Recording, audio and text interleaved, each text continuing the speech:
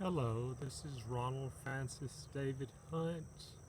It is Tuesday, September 26, 2017. We are at the north end of Kenny Lundy Road. It's St. Elmo, and I'm making my first video, I guess, since the 20th.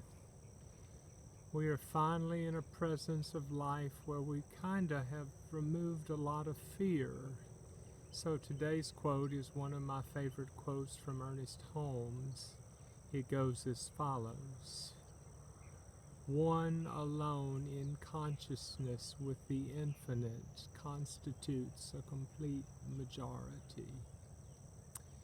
And I think that's probably the biggest lesson I had to learn in 20 years as a mystic trying to find reintegration, restoration, regeneration. Trying to reconnect to a sense of peace, of presence, of grace, of an unconditional love of God that truly wants me centered in peace, presence, and love.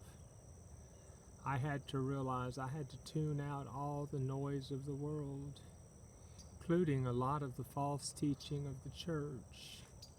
It's not necessarily done with malice, but the true spirituality of Christ really is something quite different from a social organization that determines blessings and determines material reward in this world. The church serves a very important purpose. It gives us all the tools, the faith, the support system, and the love to find the true spirituality of Christ. But at some point in our life, we have to go beyond what other people tell us and go on a radical faith of we're being guided within the presence of love, of peace, of Christ within, to do those things that take us to our highest understanding rather than merely follow someone else's understanding that God is trying to teach them. And I'm very grateful for a lot of ministers, a lot of fellow people that have walked the Spirit path with me.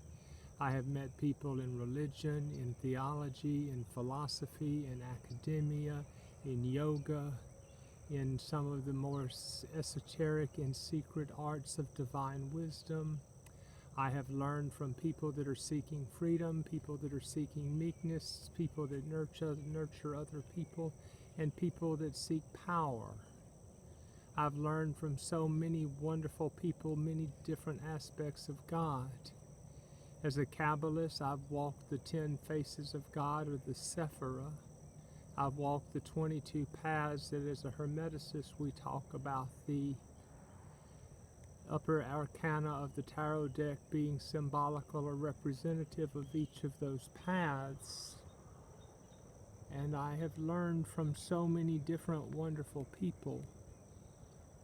But at some point, one alone in consciousness with the infinite constitutes a complete majority.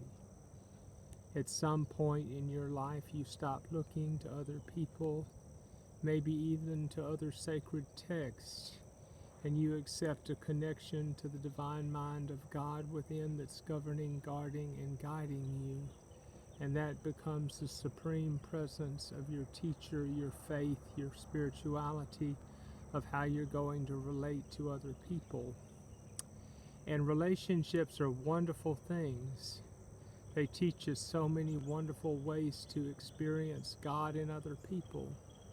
And I strongly believe that our employment, our relationships, our marriages, our service, our jobs, the people that we meet and encounter, the people that we learn from, the people that we teach, the people who we hold their hands and learn together, they all make us such remarkably wonderful people.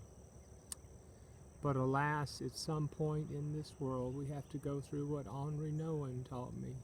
He is purported to be a gay man that was a Jesuit, and I read his book, Reaching Out, 3 Movements of the Spirit Life. He said the first stage is a move from loneliness to solitude. It's about stopping thinking that other people are going to be able to provide us some material comfort or some material understanding or even some spiritual understanding. and realize that it's our quiet times within that nurture that and guide that and take us deeper into the mystery of life. The second stage is a movement from hostility to hospitality. For me, that was at least getting to the point that I could start asking God to bless those people that are sabotaging my awakening and keeping me from my highest potential of good. That's what moving from hostility to hospitality for me has become, and I probably need to grow more in that. But it's stopped. I guess I'm still angry and frustrated and dislike a lot of the obstruction in my life. But I really hope that it can reach a point of growth in its life, that it can start allowing other people to awaken to the belief and the potential in the Christ of God within them.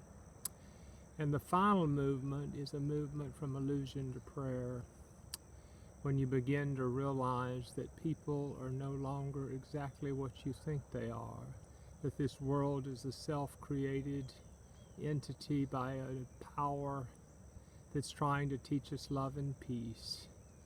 And you stop reacting to the world in quite the way that you used to, and you start responding through the power of love and the power of Christ and the power of peace and the power of prayer. It's a true belief that there is nothing other than the presence of love and peace and a guiding, benevolent deity or deities that will help guide and direct us to our highest understanding of love and peace.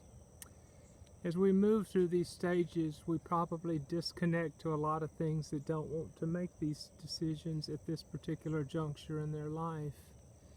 And it's really painful disconnecting from people that you love simply because they're not ready to journey on with you. I've lost a lot of people in the last few months and the last few years. I do miss you, I do cherish you, I do honor you. I hope you're truly blessed in spirit and love and grace. But I guess I know one alone in consciousness with the infinite constitutes a complete majority. May all our family, our friends, our neighbors, our landlord, our guides, our progeny, our self-perceived enemies, our obstructors, the students of Uriel's Academy and all spiritual academies and spiritual faith and spiritual teachers, our masters, our teachers, our evaluating critics, our eternal lineages, our judges, and all the life that's attached to us across time and space that governs, guards, and guides us. May it all truly be centered in the mind, heart, and peace of Christ, uplifted in divine light, divine love, divine power, divine presence, divine peace, divine protection, and divine grace. As the sun comes here from darkness to light, I hope you have a truly blessed day, a blessed life. Whether you think I'm a crazy, nutty mystic wasting all his potential on silly things, or you think something remarkable is happening in my life, I hope you truly find love and peace in yours.